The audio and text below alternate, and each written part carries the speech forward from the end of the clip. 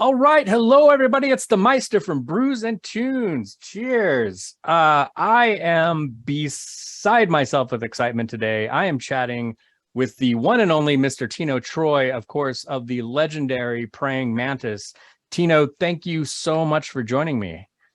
Hi, Victor. Yeah, so sorry it's taken me so many weeks to do this, to get around to doing it. But No. I had a busy time the last few weeks. So, but here we are. Yes, indeed. Thank you again. I'm very excited to be chatting with you. How you doing? What's been going on with you? I know you guys have had a busy past year, and I don't want to steal your thunder. I know you had a big show recently, so I'll let you talk about that. But yeah, a lot of stuff happening with Praying Mantis right now, I believe. Yeah, I mean, it's starting to pick up again. I mean, obviously, the last couple of years, it's been very hard work with the COVID thing, and then we're trying to get an album out through that situation. But many bands did exactly the same thing, so we weren't alone. And it was great. We actually came out with some brilliant songs, and we just played it remotely. Just kept on sending each other the files. No, that sounds crap. No, that sounds great. Yeah, that's good. Do it again. No. So there's no chance to sort of have any fisticuffs. No punches were thrown in the making of this album. Did you find that, was that a difficult process having to do it remotely?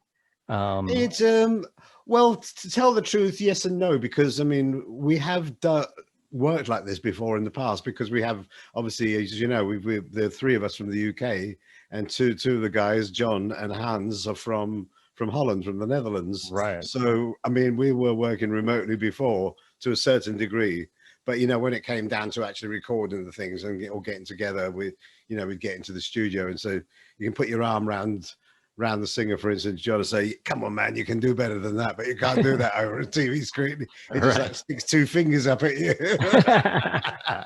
Nice. So it's it's a whole new learning curve. But yes, since we've come out, we've been getting busier.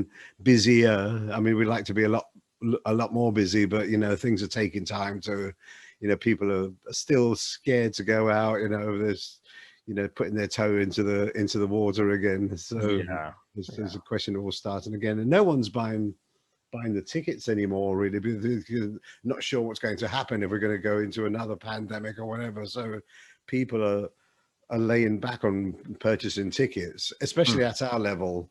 For shows at our level, it's difficult. It's a difficult one, because sometimes the promoters or the places that we've booked are not selling the tickets, but they said, "Oh, we expect to get a good turnout," Right. So it's always a bit like sort of sucking it and see at the moment and see how it goes. But it's been quite difficult in that respect. But yeah, we've done a couple of really good shows recently. We did Sweden Rock, as you know, and then we did Headbangers Open Air, which is a great little festival. I stayed there for the whole of the festival myself, and it was great. Yeah. So and then we came back recently from Alcatraz Festival in Belgium. Right. Yeah. So, that was just last weekend, correct?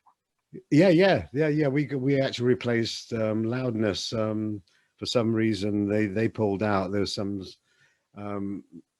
something about bad health in the band. I don't know the full story, but we were asked to take their place, which was great. Nice. And we really enjoyed it. It was totally different festival from what we're not used to, because it was quite a heavy festival, this one. And whereas we sort of like bridge into more of the AOR thing, Right. So, So, but we still went down well, and we sold some merch as well, so it's good. Excellent. That's good news. That's good. You mentioned, of course, that you put out an album early this year, which I have a copy right here of, Katharsis. Sorry, getting some lights on that, but that's me in the middle on the floor. That's right. You're done. Crispy. And I have to say, what a fantastic album this is. I cannot stop listening to it. Since it came out, I think what was it? I have a terrible sense of time. It was February, March, I think, of this year. February. I think it's February. Yeah. What a fantastic album. I mean, and all your albums are always good, but this one just, I mean, it's one of those albums for me where you put it on and you're like, the first song comes on, you're like, oh, this is definitely my favorite song on the album. And then the next song comes on, I'm like, nope, this is my favorite song on the album. And it just progressed. Like every song is just perfect. It's such a phenomenal album. I really love it. I think, and it what's great is it feels like a Praying Mantis album, but it's also really fresh and topical, and just really great stuff. Good stuff. I'm glad you like it. We do too. It's just because it's very difficult with us, because we do such good albums. Well, everybody always says so. And how are we going to better this album? Right. So we actually sit down for quite some time and we pull the songs apart, and and we'll release it when we're happy. We don't rush into releases anymore. Because I mean, it's not like yesteryear, when bands used to release albums every year, every few months. They'd go on the road and they'd be writing the next album on the road, and you could see that the album suffers. Maybe you get one good song, two good songs on that whole album, and then the rest of the songs suffer. And that's how it used to work. But nowadays you can take your time and get it out. Well, and it seems like you guys have always as Praying Mantis has always taken time and kind of perfected the sound, and over the years it seems like you've always taken a year or two before you put out, sometimes longer, to put out an album. It seems like it's a very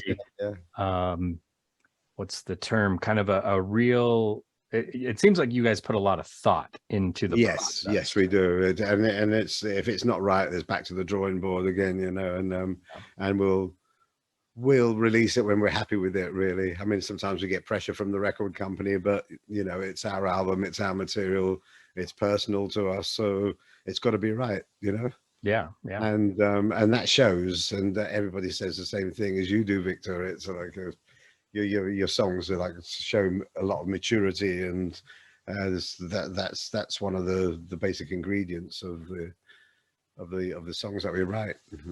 But there's still, that's because we're old. no, but there's still that Praying Mantis, that early Praying Mantis vibe to it, which I love, and especially the dual guitar work, which is, of course, those kind of harmonies that and the guitarists have changed over the years, apart from you, of course, but it still, it has, with Andy, especially the very last song, the Devil Never Changes. It's some of that guitar work, that dual guitar work, those harmonies, it reminds me of the work you did with Dennis, with Mr. Stratton back in the day. That's right. Yeah. It's really cool, and it's it harkens back to even earlier music, like Judas Priest, of course, with the dual guitar work, and even further back, like Peter Green's Fleetwood Mac. That kind of, that's what I really love that. And Thin Lizzy, and bands. Yeah, that's, I mean, and that's what our influence on the dual guitars was. The twin guitars was the Lizzy and Wishbone Ash, in fact, because Wishbone Ash had the added ingredient of the vocals as well, the harmony vocals. That's where we developed our sound. So it was a cross between, to tell the truth, it was a cross between Status Quo, Thin Lizzy, and Wishbone Ash. So it's it was great. They were great days, writing songs in the early days, and writing in this way, and perfecting our sound, as it were.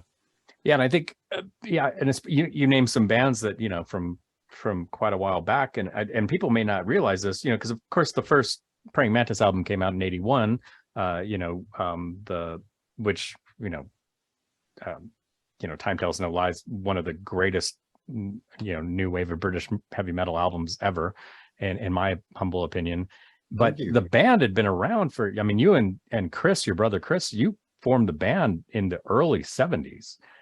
Yes, well, I mean, originally I formed it back in 1973 with Peter Moore, my guitar buddy at college there, and that's how we got playing twin guitars. And we actually had two cassette recorders in those old days, those old Philips cassette recorders, and we used to have two of them. We used to bounce from tape deck to tape deck. Oh, wow.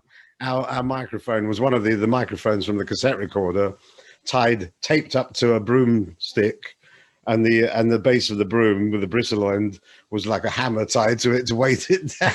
Oh, wow. And that was our microphone.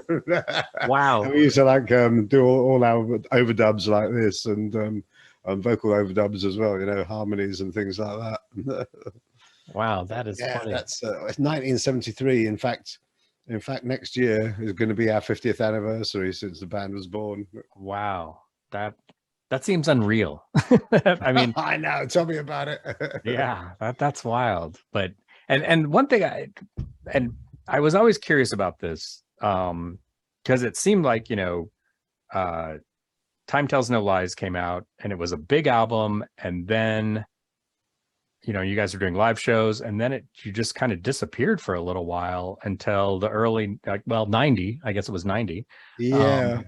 Well, we and broke off with, yes, yeah, we tried to do another album afterwards, after Time Tells No Lies, and it didn't really happen. We had bad management at the time. They put us in the studio in Germany. We had the material to record the album. They put us in a studio in Germany that we had to work night times, and that way we could work get the studio for free. Basically, we could work in the studio for free as long as we gave them a point on the album, you know, a percentage on the album. Afterwards. So we worked in the studio, and nothing ever materialized from it. Nobody took it up. The record company wouldn't take it up. Arista didn't take it up, which were a weird company to have gone to in the first place to release Time Tells No Lies. A lot of people have said that to me. Said, well, that's a really weird label. Why did you sign with Arista? You know, that's not a rock heavy metal label, you know.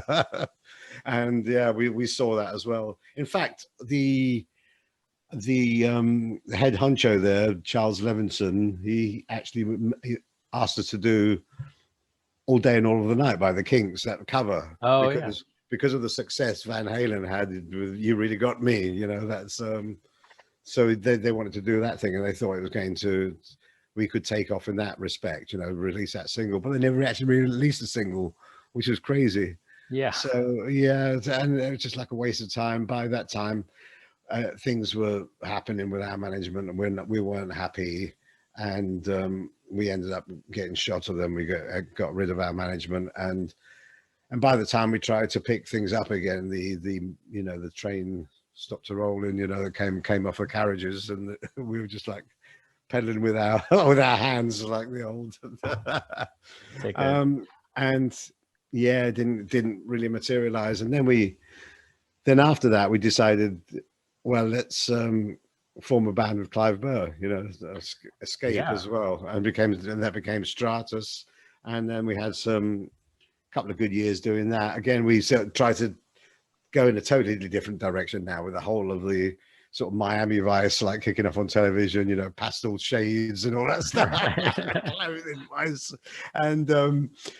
And we decided to write an album based on a lot of the AOR stuff that was coming out in the States at the times, and really it wasn't our forte. We were like sort of barking up the wrong tree, as it were, and yeah, so that fell by the wayside as well. And it wasn't until, like you say, in 1990 that we had the second bite of the cherry with the release in Japan of Live at Last, where we formed. Great album that is. Yeah, because it was Paul Di'Anno approached Dennis, and Dennis and me were always good mates. Paul Di'Anno approached Dennis and he said, "Do you fancy doing a tour of Japan with Praying Mantis, you, me, and Praying Mantis?" And he said, "Yeah, what's all this about?" And he said, "Well, Masa Ito has this good idea," because Paul Di'Anno was going to take his own band, Battle Zone, out there, but Masa said, "No, I want you to do this.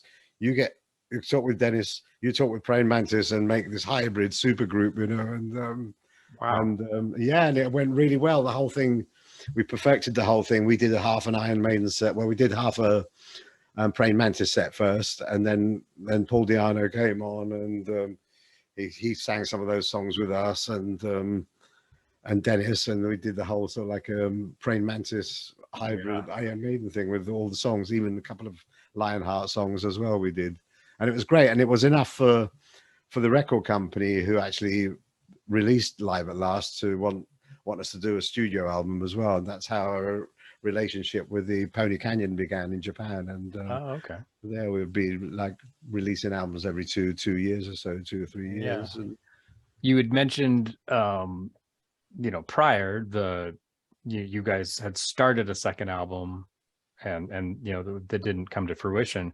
Was some of that material what ended up on the Predator album? no. No. Oh, really? Oh, interesting. Yeah, I think tell a lie, we rewrote one of them. No, Okay. two. Yeah, there's two. I think there's 2 songs that came out on that album, but in a different formats. And that you'll see some of our songs, they've actually had 4 different versions of them. And the best way of finding this out is listening to an album called Demorabilia. It's like memorabilia, you know, like remembering the past, but it was Demorabilia, and it was basically all our demos put on this album, you know. And the Japanese label Pony Canyon released this in a really nice box sleeve. I think I got a copy of it. Yeah, I don't have that. I need to get that. Give me a second.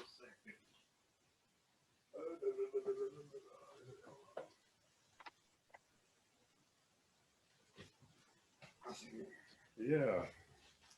Hey, you see this? Oh, yeah. It's not even open, this one. Look, it's a virgin copy, but I'll open it if I can reseal it. There we go. The magic begins. Nice. And here we have Demorabilia. It's a double CD. Can you see it? Sorry. Yeah, very cool.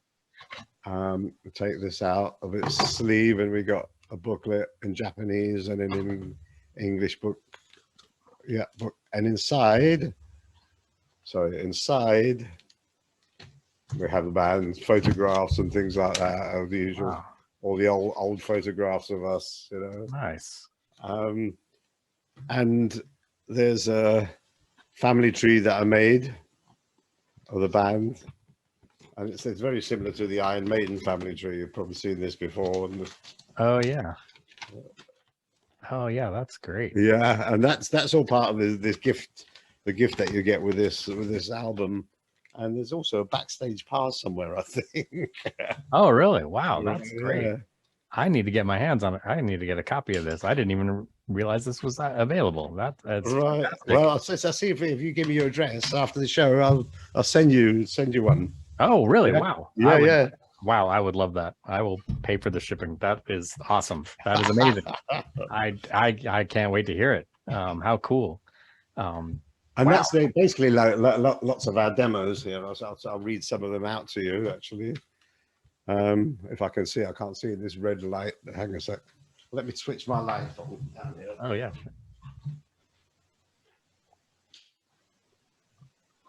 Have we got anything here? Oh.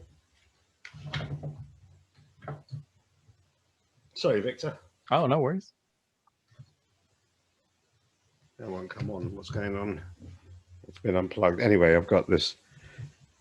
We've got One of These Days, Wasted Love, Fantasy, Woman of the Night. These are songs that we did in Stratus as well that never got released. Oh, Born okay. Evil, I Don't Take Prisoners. You may have seen the odd video of us doing something with Clive there.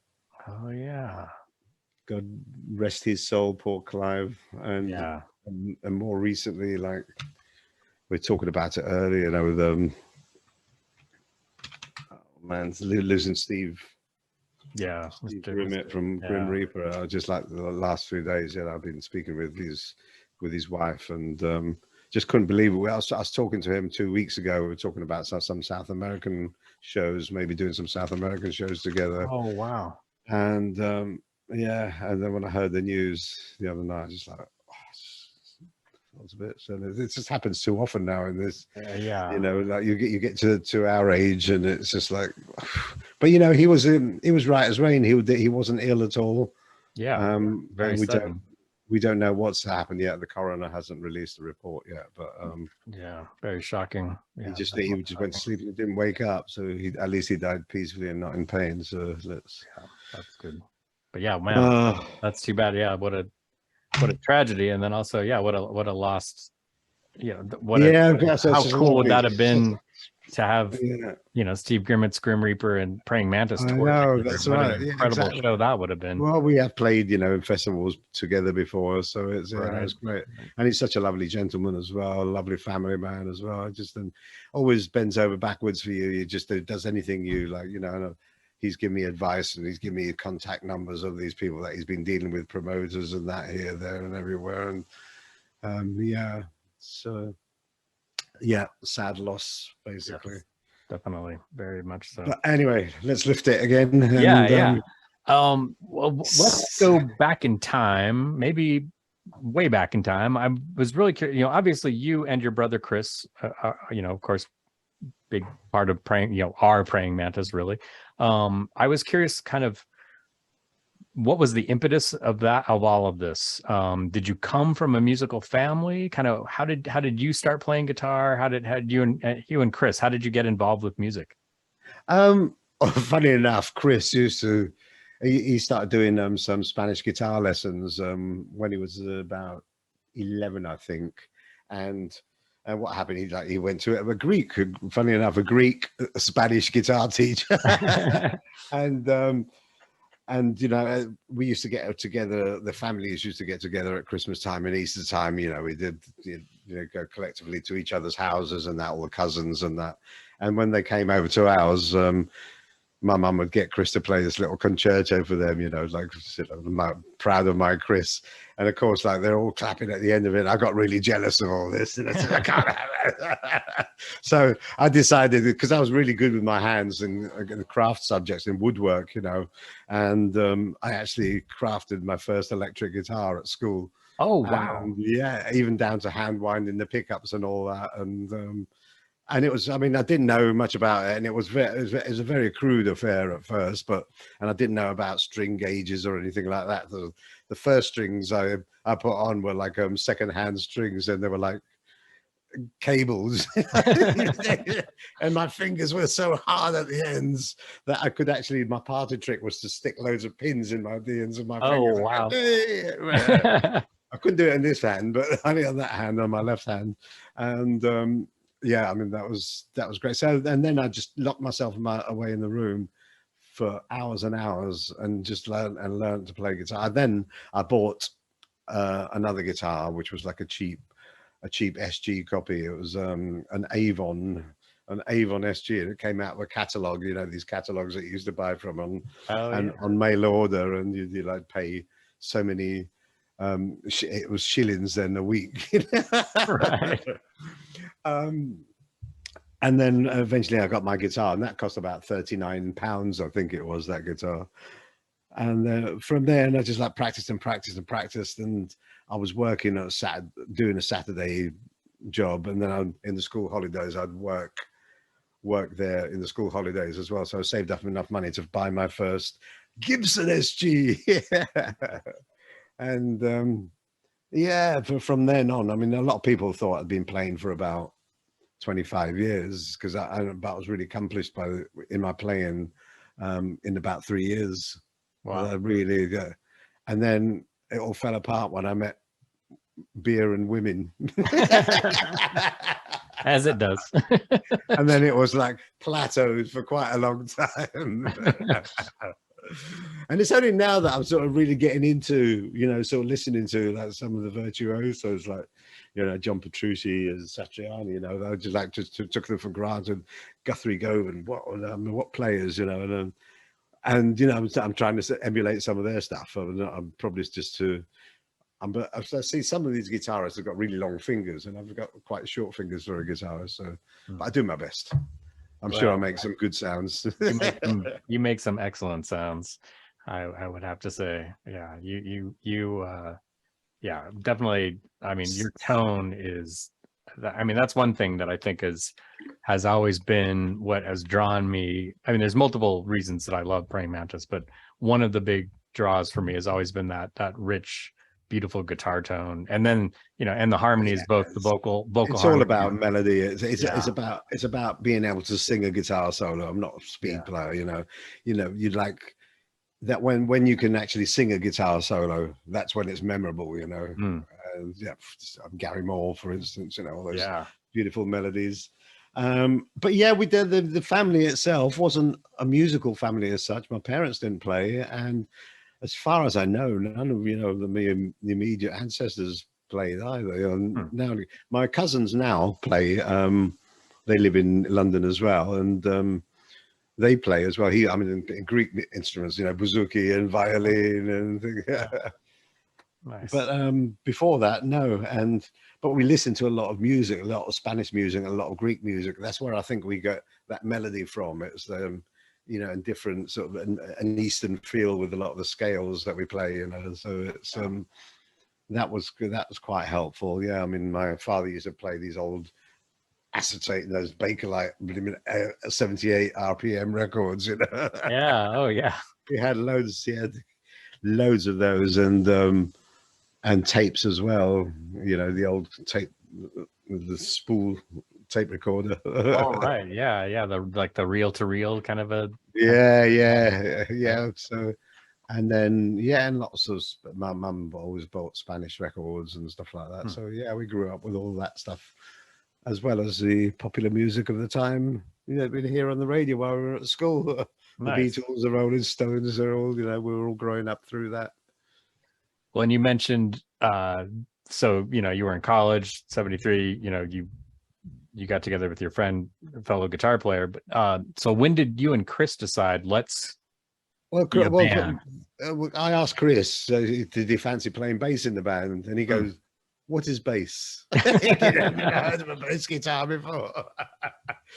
We lived quite a sheltered life at the time, but you know, it's yeah. Then I told him, hear that boom, doom, doom, doom, doom, and in the background, and he goes, "Oh yeah, that's bass." He said, "Well, I can't play." I said, "It's only got 4 strings as well." I know he plays 6 strings, but he did. You know, he took. And what I did, it was the first guitar that I built at school, because I still had it. Although I didn't replace it. Yeah, I kept it. I don't have it now. No, I converted it to a bass. I converted it to a bass for my brother. And I knew what strings to put on it, and I changed the bridge. And it was, you know, it wasn't long scale or anything like that, but it was enough to get him off the ground, basically. Wow. And after that, he got a precision bass very soon after. I mean, he learned very quickly, I mean, because he'd been playing, and a lot of it because of the melodies you were playing on the Spanish guitar. He'd played very melodic bass guitar as well, and it was great. I mean, the first song we ever did together was Caroline by Status Quo, because that was like nice and easy, straight 8s on the bass, 3 chords, you know, and it was fine. But then he came up with an idea, and I was just singing it a little while ago. He came up with this idea, and we went, doom, doom, doom, doom, doom, doom, doom, doom, doom, doom, doom, and I said, well, I've heard that before. He says, well, because I played it on my guitar once, and it's just like this bass riff, and made a great bass riff. And we actually wrote this song called Night Child, but Night Child has never seen the light of day as a song. Maybe there was room for it on memorabilia. Yeah. But it never made it. But there's still, maybe we might do that as the 50th anniversary. Yeah, maybe your next, they should. Yeah. That's an idea. 50 years since the band was born. Yeah, so he joined the band like after we'd been going for about sort of 3 or 4 months, I think. Okay. And then we had the drummer Chris. He was in fact the piano player, and we had a friend of his playing drums, and we used to rehearse in his front room, a semi-detached house in Beckenham in southeast London. And the racket we used to make. But it was like we got into songs by the Heavy Metal Kids, remember? Heavy Metal Kids. Do you know this band? Yeah, a great band. Gary Holton, and they had some great songs. There was a song called Rock and Roll Man that we used to enact, and all down to the antics that he used to do on stage. We'd be doing it in the front room, crashing about all over the place. But yeah, the drummer that we had there, Gary Trotter, he wasn't learning. He just left his kit there all week long until the following Sunday, and then in the middle of the week, Chris would get down on it and start playing it. And within about a couple of weeks, he was better than Gary. So he did. Wow. Yeah. And that's how we formed the band. That was the first beginnings. Yeah. Nice. That's very cool. I was curious about, the first album, you and Chris sing, and then when you reformed in 90, and then of course with the albums after that, I don't know if there was like a conscious decision, like what made you decide let's get a vocalist rather than us? I mean, of course you both sing still, and Yeah, do a it lot of was. the harmonies, and Chris will do leads occasionally, but Well, funny enough, when we were taking it back to 1982 or something, we decided to get a singer then, because I had Peter Mensch come up to me, like big manager, and he was managing Def Leppard at the time. Oh, okay. And he said, and he just signed Def Leppard, that's right. And the story was, well, I mean, he came up to me personally at backstage at the Rainbow after an Iron Maiden show. He says, "You guys are fucking great." He said, "You get yourself a vocalist, and I'll sign you tomorrow." And we thought, we went, "Wow, that was something." But we thought we're trying to find a vocalist, and no one would suit the band. And by the time we did find someone, it all gone cold, or he actually put more of his eggs into the Def Leppard basket, whatever. And after I approached him, he wasn't interested. It was like too far down the line. Those things have got to be done. In those days, it was everything's got to be done on the nail, Right. Well, and that was the thing, is I think the vocals on Tell No Lies is they're great. Yeah, so we thought, sorry, I've just sort of veered off slightly. Yeah, so we decided to get a singer there. It was there and then we had a guy called Tom Jackson in the band. That didn't work out, and then sacked him. Then this whole thing with the singers just carried on. It was like the exploding drummer in Spinal Tap. We could never keep hold of a singer. Yeah. And either they left for whatever reason. Maybe we weren't working enough at the time, because we were only doing the Japanese things, and we weren't doing anything outside of Japan, and they needed to work. Now it's a much more common thing anyway. The singers and other band members like play in different bands all the time, don't they? Well, yeah. I mean, John, unless you're real big stars, it's like, but I don't know how many projects does JC have, like 30. Yes, something like that. Yeah. I mean, I'm exaggerating, but I mean, that guy has a lot of stuff going on. Yeah, well, it can get difficult sometimes, because he commits himself to doing a gig for someone, and like they're booking these guys up, especially the tribute bands, like a year ahead. Yeah. And but you can't really do this all the time. You're stopping us working, as a band, so there's a bit of a conflict in between us in that capacity, because I mean, we want to be working, but obviously the singer being the main point of identity in the band, as it were, you need him to be on stage with you. You can't have a stand-in, or you probably could, but it's not the same. Yeah, definitely not the same. Yeah, man, what a phenomenal voice he has. Yeah, he's got a brilliant voice. Yeah, and he's been in the band for quite some time now. Well, he's the longest surviving singer that we've ever had. He's done we've done 4 albums together. Yeah, it was 2009, right? Ish. No, it's Legacy. It was Legacy, Gravity, and this one. Katharsis, 3 albums. Yeah. So he's broken the record. Yeah. And he's broken the record. Yeah, and a great vocalist, and I think really fits in well with the band's sound. That's right, and it lets us concentrate on our instruments. You can actually play a lot better, and when you don't have to concentrate on the voice as well as your guitar playing, so it gives us a lot more freedom. Yeah, well, and I think the vocal harmony, the 3 of you, your harmonies are great. Yeah. Well, there's 5 of us that sing in the band. I guess you all, and the entire band sings. That's right. Some doing an octave of each other, like the higher one and the lower one. Because I was doing a lot of the falsettos before, the high ones, but Hans came in and he's got like a higher voice than me. So right, you do the falsettos, and I'll do an octave below that. And so it seems to work, because it beefs it up as well. Yeah, man. And I mean, everybody, the whole band is just so tight, and so. I mean, I've never seen you live apart from YouTube videos. And I remember watching one not too long ago, and it was in Germany, and Hans actually wasn't, he had broken his wrist, I think. So he was That's not on right. drums. He was there, but he wasn't on drums. And I think he came out and he sang a little bit. That's right. But Yeah. what a phenomenal band, what a phenomenal sound. And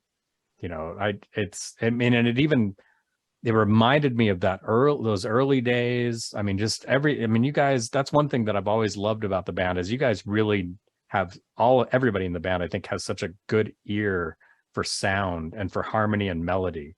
And that's what always set you apart, I guess, in a lot of ways from a lot of the other new wave of British heavy metal bands, is you were a little different. Yeah, we did melodic. the vocals made a lot of difference, to our sound.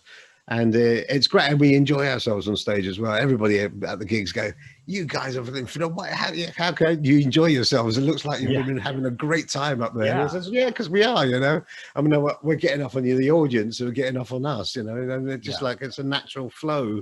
And I just like a runabout from one side of the stage to the other. Sometimes, like I make a few mistakes, but so what? You want to hear it. You want to hear it perfect. Listen to the album. Buy the album. Yeah.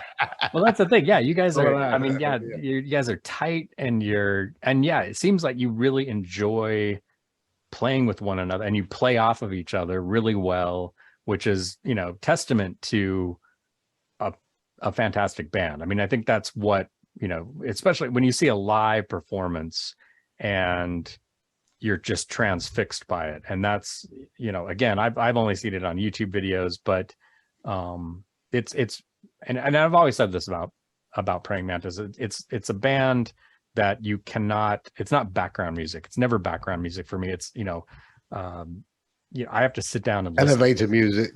I have to sit down. I got to stop whatever I'm doing and listen to it, because it's, and then same thing, I think, watching, it's just so fun to watch you guys play. There you go. Nice. In the spotlight. Yeah. LED's bright, man. So you mentioned you've got the 50-year thing coming up next year. And it sounds like you're making some plans. You guys have some ideas. Yeah, but we've been speaking to our Japanese friends out there again about doing a 50th anniversary show out there. Nice. So and I've been speaking to other people as well about this, commemorating this. And what we may do is, because a lot of bands are doing this now, is play the whole of the Time Tells No Lies album, because it was its 40th anniversary in 2021, but we couldn't do anything because the shows were all sort of cancelled because of the COVID. So I think we'll just give it an airing next year. We'll do the whole album, but in Japan normally we'd play a 2.5 hour set anyway. So we do. Wow. What we might do is we do the Time Tells No Lies album, and then we come, maybe even have a small intermission, and then come on and do some of the more modern stuff, some of the newer stuff. Cool. So that sounds great. That's blinding me, that light. Sorry. Yeah. I'm better in the dark. Yeah. That sounds excellent. I mean, that sounds great. Yeah. I know it's expensive, but I think you should film that. I think that would be an incredible DVD to put out too. Yes, exactly. Like the 50th anniversary. Yeah. So it's, do you have any still going? That's great. It's wonderful. Do you have any do you guys have any plans of touring the States at all anytime soon? We'd love to. I mean, it's it's been dangled before, that carrot, and it's just being cost effective for us to do it. And it's just the actual flights now, they've become so expensive as well now with the visas and everything. That's what is the killer, is the visas as well. So, and we'd have to do quite a few dates. But I've been speaking to Carl from Diamond Head, the drummer from Katharsis from Diamond Head, because they've been doing it quite often. So we might try and get something together with them. Before my time is up. It'd be great to play the States. And we're talking about South America next year as well. So like I said, I was talking about that with Steve Grimmett, and sadly that's not going to happen, but I have the contacts, and we'll take it from there, really. So, you know, I mean, we've basically done most of Europe. We haven't played, you know, India or Africa, any African countries, but perhaps if we ever will. But Europe and Scandinavia, we've been quite good. We haven't done Russia yet. Oh, wow. So, don't know if we ever will at this rate. Right, yeah. But yeah, America, we'd love to do. Definitely America, South America, before my time is up. And That would be great. And I I'm think, on Route 66 now. It's my 66th birthday this year. oh yeah, there I you had go. it in April, yeah. I think a tour with Diamond Head would be perfection. That sounds amazing to me. I mean, two of my favorite bands. I would love. I've seen Diamond Head. I saw them play at a club here in Utah. It was actually on my birthday, so it was about 5 years ago, I think, thereabouts. And I was transfixed, and to have Praying Mantis play as well, man, Yeah. that would be my. Well, I saw them. Funny enough, they did the same festival as us. They were on after us. Oh Diamond wow! Head. Yeah, so we got like we saw them waiting backstage, you know, as we Oh, were, cool! Very cool. So they saw us and they thought it was a great show, and but we couldn't hang. I couldn't hang about for their show because the shuttle came back and took us back to the dressing room, which was about a mile away from the actual stage. Oh no! And then by the time we got back, they were like doing their last song. Nice. So yeah, looking forward to really rocking out next year, 2023. So promising. It's starting to look promising. You know, we had quite a few responses already for shows and things. So That's great. That's exciting news. Well, Tino, this has been an absolute pleasure and an honor pressure. chatting with you. Pressure. Sorry, I didn't mean to put you under pressure, but no, this has been fantastic chatting with you. Thank you so very much. I cannot wait to see what comes out of 2023 with Praying Mantis. You're so very welcome. Yeah, cheers, my friend. Thank you. Yeah, I wish I had a beer as well. I wasn't prepared. I've got me smart water. Oh, there you go. Smart water, so smart he thinks it's beer. Nice. Well, thank you, sir. This has been great. Cheers, cheers, cheers, cheers. All the best, man. And look forward to meeting you in the flesh one of these days. Yes, that would be great.